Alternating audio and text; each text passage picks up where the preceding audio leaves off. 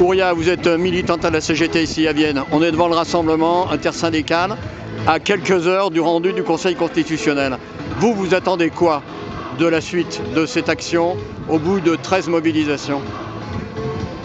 Nous, de toutes les façons, on est là, on n'est pas résignés. La suite, ça sera encore effectivement de demander le retrait de cette réforme. Tous ces mois qu'on a fait, où on a été des citoyens, plus de 80% rejettent cette réforme. Pour nous, il est important de ne pas en rester là, quelle que soit la décision qui va se prendre en fin d'après-midi. Qu'est-ce qui se prépare pour le 1er mai? Ça sera un joli 1er mai? Le 1er mai, ça sera un super beau 1er mai. Parce que beaucoup de citoyens ont été présents à ces rendez-vous de manifestation contre cette réforme.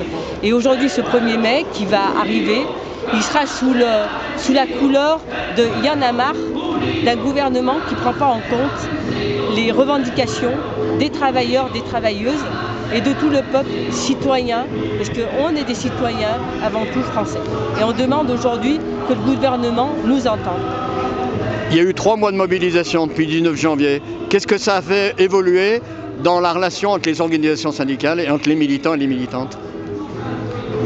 Moi, je dirais déjà qu'on a vu une intersyndicale qui a tenu, alors que beaucoup prédisaient, notamment les politiques, que ça ne tiendrait pas. Preuve du contraire, on en est là aujourd'hui parce qu'il y a beaucoup de réflexions, de propositions qui sont faites à l'intersyndicale.